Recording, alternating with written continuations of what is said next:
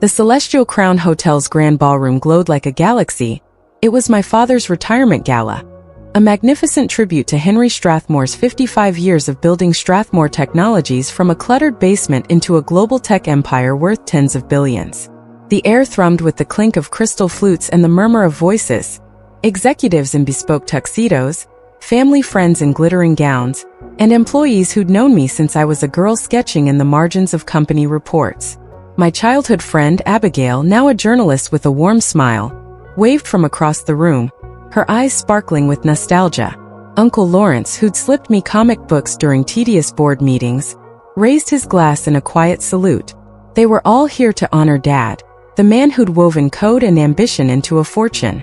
But as I smoothed my emerald gown, its fabric clinging like a second skin, my heart pounded like a war drum. Tonight wasn't just about Dad's legacy.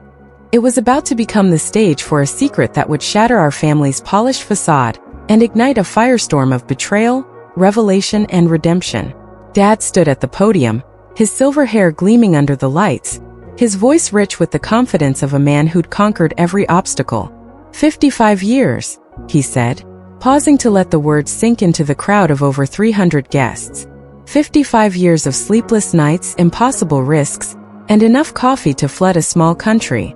The audience chuckled, leaning forward, drawn into his orbit like moths to a flame.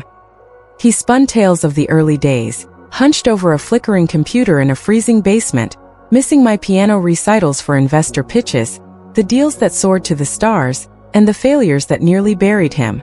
I forced a smile, my fingers twisting the edge of my napkin until it frayed, but my chest felt like it was collapsing under a crushing weight.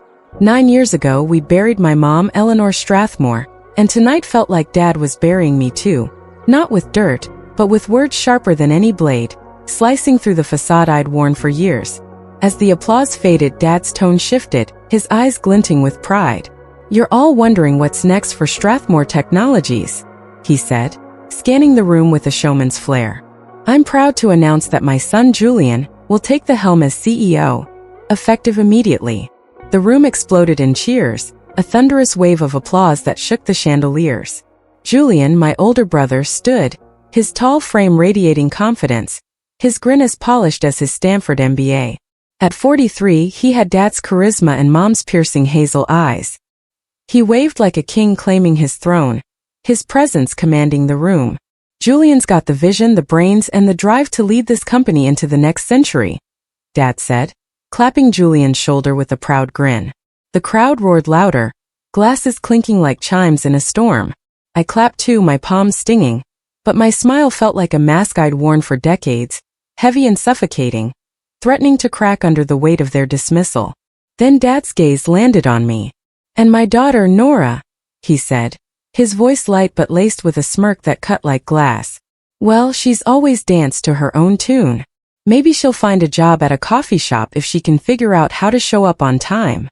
Laughter rippled through the room, swelling into a cruel wave that crashed over me. Aunt Beatrice's sharp cackle pierced the air like a siren, echoing from the back of the ballroom.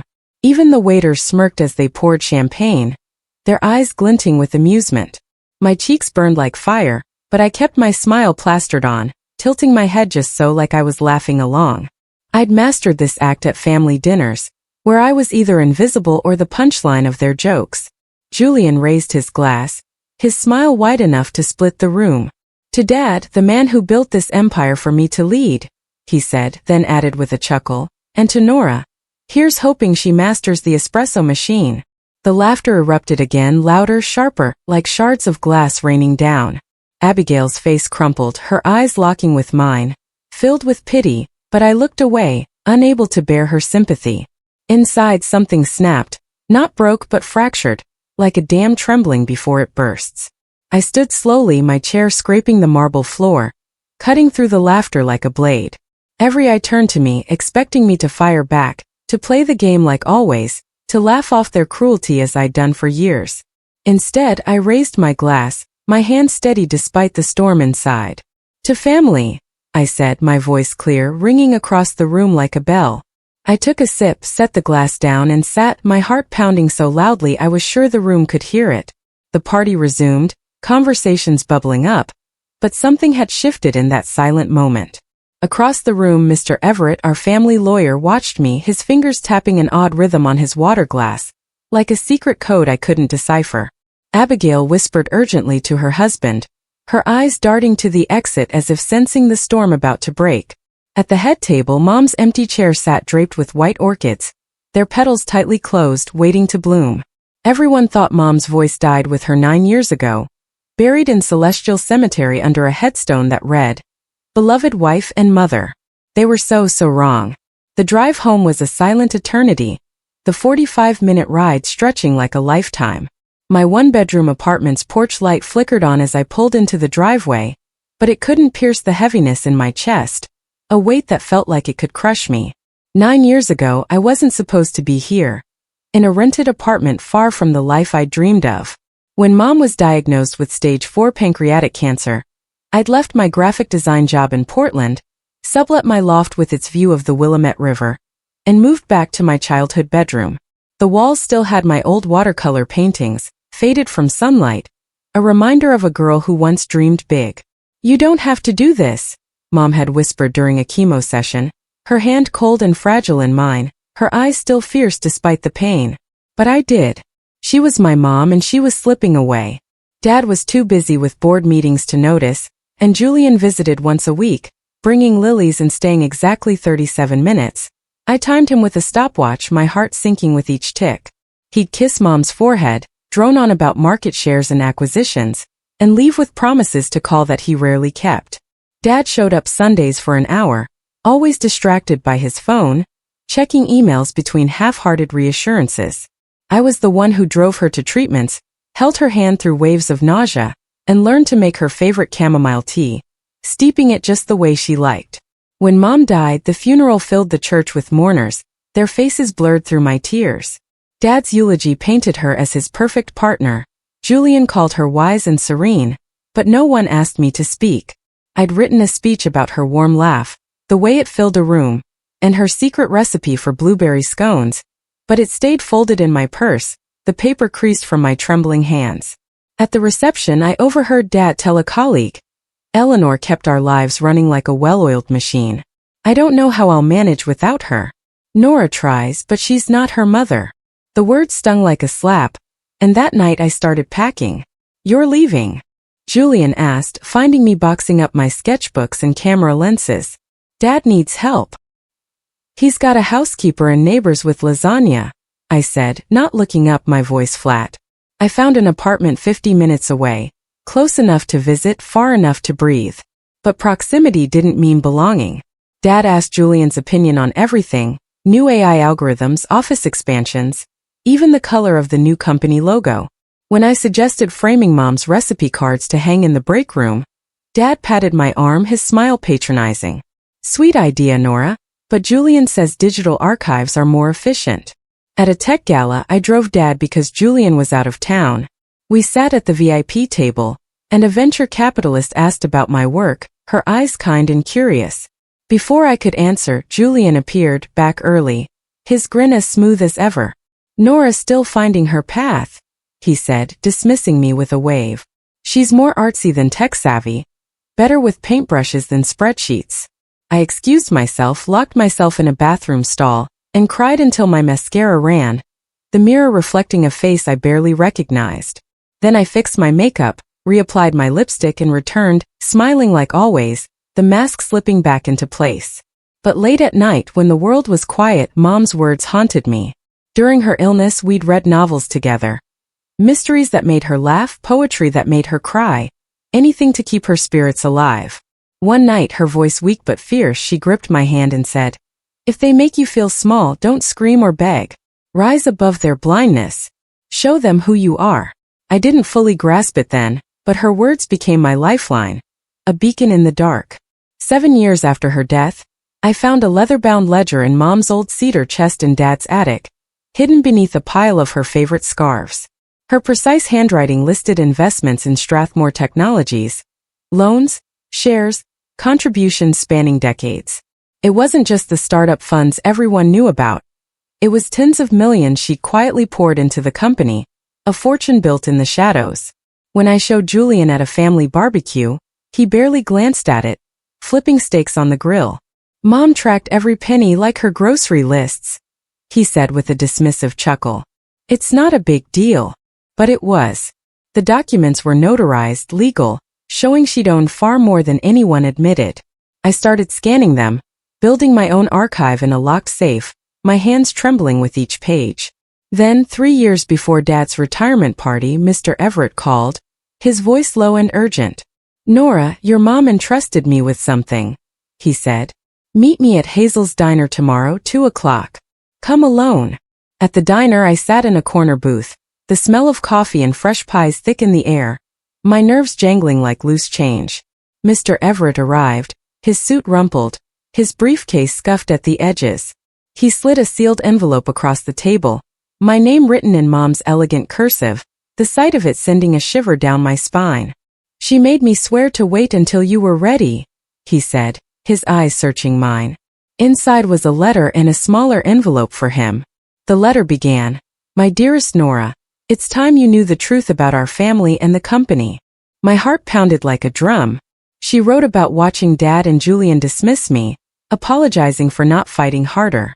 I was raised to keep peace, she wrote, but I was wrong. I'm making it right. She detailed her investments. 88% of Strathmore Technologies was hers, built to secure my future. The smaller envelope held a will, dated 2 years before her death, leaving everything to me. The house, investments, and her shares, plus more she'd bought in my name. I own 90% of the company. Is this legal? I asked, my voice trembling barely above a whisper. Mr. Everett nodded, his expression grave. Your mom was meticulous. Every document is ironclad, notarized and filed with the county clerk. I clutched the letter, Mom's words ablaze in my chest, igniting a fire I hadn't known I could feel. She hadn't just given me the company. She'd given me power, a legacy forged in silence. She wanted this revealed publicly, Mr. Everett said, his voice dropping to a near whisper. I decided to wait for Dad's retirement party. Let them have their moment, I told him, my resolve hardening. Then we'll show them. He warned it would upend everything, like an earthquake splitting the ground beneath us. That's what she wanted, I said, my voice steady despite the storm inside. But the months before the party turned sinister, a creeping darkness that seeped into every corner of my life. 6 months prior, I found an anonymous note slipped under my apartment door. Drop this or you'll pay. The handwriting was jagged, scrawled in black ink, unfamiliar and menacing. My stomach churned, but I kept it secret, even from Mr. Everett, afraid of who might be watching. Then came the incidents, a black sedan tailing me home from work, its headlights glaring in my rearview mirror. Strange clicks on my phone calls like someone was listening. A shadow lingering outside my window at midnight, vanishing when I flicked on the light. Was it Julian? Dad? A company rival who'd caught wind of the will? I installed a state-of-the-art security system, complete with cameras and motion sensors, and hid Mom's documents in a bank vault. But fear crept into my dreams, turning sleep into a battlefield. One night I found a second note taped to my car windshield. You can't hide forever. My hand shook as I tore it off, the paper crumpling in my fist. I nearly backed out, my resolve wavering, but Mom's words steadied me. Rise above their blindness. For months before the party, a new twist emerged, sending a chill down my spine. Abigail called, her voice trembling over the phone. Nora, I found something in my mom's attic. Letters from your mom to mine, talking about her plans for you. The letters revealed Mom had confided in Abigail's mother, Helen, about her secret investments, detailing her vision to secure my future. She said you were the heart of the company, Abigail read aloud, her voice breaking. She was afraid Julian would try to stop you. The letters included a cryptic warning. If anything happens to me, watch Nora closely. My blood ran cold. Had Mom suspected foul play? I met Abigail at a secluded park, the wind rustling through the trees as she handed me the letters, her hands shaking. Be careful, Nora, she said, her eyes wide with fear. Someone doesn't want this to come out. 3 months before the party, another shock hit like a thunderbolt. I received an anonymous email with a grainy photo of me leaving my apartment, captioned, We're watching. My heart stopped. I hired a private investigator, a gruff ex-cop named Daniels, who traced the email to a burner account but hit a dead end. Someone's desperate to keep you quiet, he warned, his voice low. I began varying my routes home, checking my car for trackers, and sleeping with a baseball bat by my bed. One night, I woke to a faint scratching at my door, my heart pounding so loudly I could barely hear. I grabbed my phone ready to call 911, but found only a third note. Last warning. My knees buckled, but I refused to break. I moved Mom's documents to a second, more secure vault and hired a security team to patrol my apartment. But the fear was a constant shadow, lurking in every corner. 2 months before the party, a new twist deepened the mystery. While cleaning out Mom's old summer house, I found a locked diary hidden in a false drawer of her desk. Its pages revealed she'd suspected someone in the company, possibly Dad's right-hand man Victor Hensley, was siphoning funds in the early years. She'd used her investments to quietly cover the losses, protecting the company's reputation. A chilling entry read, "If I'm gone, Nora must know the truth. Victor can't be trusted." My pulse raced. Had Victor known about Mom's plans? Was he behind the threats? I confronted Mr. Everett, who admitted Mom had shared her suspicions with him but swore him to secrecy until I was ready. "She was building a fortress for you," he said, his eyes heavy with the weight of her trust. 1 month before the party, the threats escalated. My car was vandalized, its tires slashed in the dead of night, a note pinned under the wiper. "Back off or it's not just your car." Daniels traced the vandalism to a low-level thug, but the trail led back to an untraceable source. I started carrying pepper spray, my nerves frayed, but Mom's words kept me grounded. "Show them who you are." I began preparing for the party, rehearsing with Mr. Everett in his office, running through every possible reaction. Dad's denial, Julian's rage, the board's shock. But the night before the gala, I found a fourth note. This one slipped into my mailbox. "Tomorrow changes nothing. You'll lose." My hands shook, but I clutched Mom's diary, her words a shield against the darkness. The night of the party, after Julian's cruel toast, the room settled into dessert and chatter, the air thick with the scent of chocolate and wine. My heart thundered as I nodded to Mr. Everett. He stood, clearing his throat, and the room slowly hushed, the clinking of glasses fading. "Before we end," he said, his voice steady but commanding, "I have a critical announcement." Dad grinned, expecting routine news, perhaps a formal toast to Julian's ascension. "Eleanor Strathmore executed a second will 2 years before her death," Mr. Everett said, holding up the document, its cream-colored pages catching the chandelier light. "It supersedes all prior wills." The room froze, a collective gasp sucking the air out. Dad's smile vanished, his face paling. "That's nonsense," he stammered, his voice rising. Julian's face drained of color, his eyes narrowing.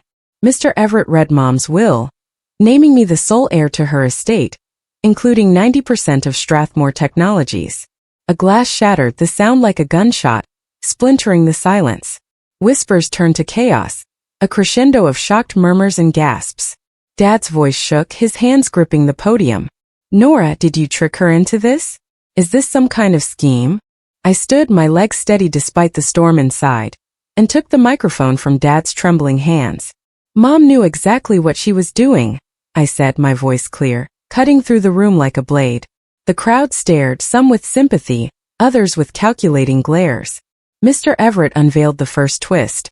A video Mom had recorded, hidden in a safe deposit box. He played it on his tablet, her frail face filling the screen, her voice unwavering despite her illness. "Henry Julian, you've ignored Nora's strength for too long. This company is hers now. Don't fight it, it's my choice." The room gasped, a collective intake of breath that seemed to shake the walls. Dad sank into his chair, his face ashen, his hands trembling. Julian shouted, "This is a fraud. She manipulated Mom when she was sick." But Mr. Everett silenced him with proof of Mom's mental clarity, signed by her doctor and 3 independent witnesses, including a notary public. Then came another shock, a twist that sent the room into a tailspin. Mr. Everett revealed a letter from Mom's best friend Helen, who'd witnessed the will. Eleanor planned this for decades. Helen wrote, her words projected on a screen for all to see. She saw Nora's potential when no one else did, and she built a legacy to ensure her daughter's future. Julian's face twisted with rage, and he stormed toward the stage, knocking over a table, glasses crashing to the floor in a cascade of crystal. "This is a setup," he yelled, pointing at me. "You planned this with her, didn't you?" Before I could respond, Mr. Everett played a second recording, one Mom had left for the board. "If you doubt Nora," she said, her voice calm but commanding, "know that I've watched her lead in ways you never saw. Trust her, or you'll lose everything." The board members exchanged stunned glances, their faces pale. Julian froze, his anger deflating, and stormed out, shoving a waiter aside. But the final twist came as I prepared to leave. Mr. Everett revealed a handwritten note from Mom, tucked into the will, addressed to the entire room. "To my family and friends," it read. "I've watched you underestimate Nora for years. Tonight you'll see her strength. This is not revenge, it's justice." The room fell silent, the weight of her words sinking in. I walked out, leaving a crowd grappling with the truth, Mom's voice echoing in my ears like a battle cry. The next morning Dad called 50 times, his voice hoarse over the phone. "This is a mistake, Nora," he pleaded. "Meet me at my lawyer's office. We can fix this as a family." But we'd stopped being a family the moment he decided I wasn't worth including. For 2 years he fought the will, hiring a team of experts to challenge Mom's signature, scouring her medical records for signs of mental decline, even subpoenaing her doctors for testimony. Julian went further, appearing on national talk shows, accusing me of forging documents and manipulating a dying woman. He hired a private investigator, a slick man named Carter, who showed up at my apartment, his eyes apologetic but probing. "Your mom was brilliant," he said, handing me his card. "I found nothing to dispute her will, but someone's desperate to stop you." The threats escalated, a brick through my car window with a note. "You'll lose everything." Late-night calls whispered, "Walk away or else." I hired a security team, but fear shadowed every step. One night I found a hidden camera in my office, its red light blinking like a malevolent eye. I confronted Julian at a family dinner, his face pale, his hands shaking. "Did you do this?" I demanded, holding up the camera. He denied it, but his eyes darted away, betraying his guilt. Then came a new twist, a revelation that turned my world upside down. Daniels, my investigator, uncovered a paper trail linking the camera to Victor Hensley, Dad's right-hand man. Victor had been siphoning funds in the company's early days, just as Mom's diary had suggested. Daniels found evidence that Victor had known about Mom's secret investments and had tried to undermine her, fearing her influence. "He's been working with Julian," Daniels said, showing me bank records of payments from Victor to a thug linked to the vandalism. I confronted Victor at his office, his face ashen as I laid out the evidence. "Eleanor was too smart for me," he admitted, his voice low.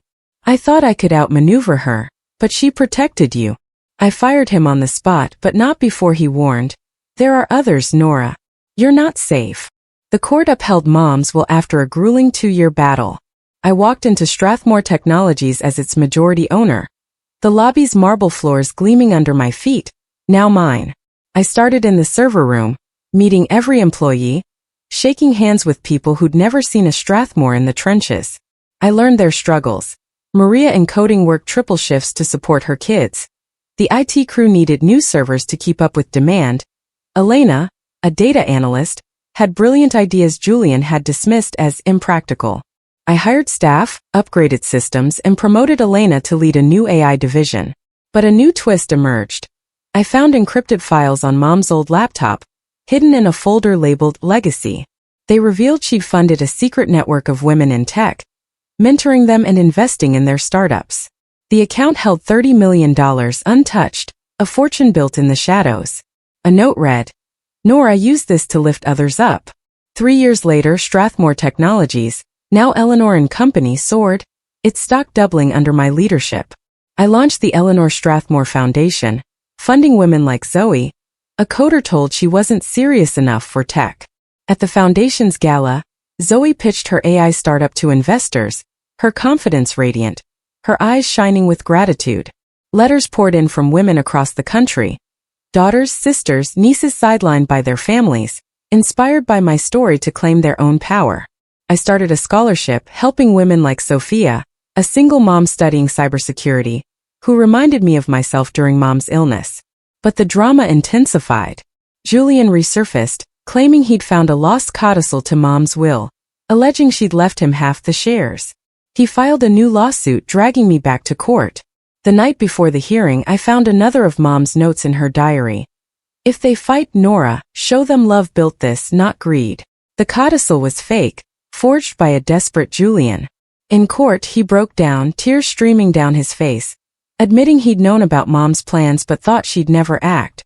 I was wrong, he sobbed, his voice echoing in the silent courtroom. The judge dismissed his claim, but not before Julian's lawyer revealed a new shock. Julian had been working with a rival company, Nexus Tech, to undermine me from the start. 5 years after the party, a new threat emerged. A hostile takeover bid from Nexus Tech, led by Dad's old partner Victor Grayson. They offered $10 billion, tempting the board with promises of wealth. At a tense meeting, I played another of Mom's recordings, found in the encrypted files. Nora, this company is your heart, not their prize, she said, her voice steady despite her illness. The board voted to stay independent, but Victor didn't stop. He leaked false stories to the press, claiming I'd mismanaged funds and driven the company into debt.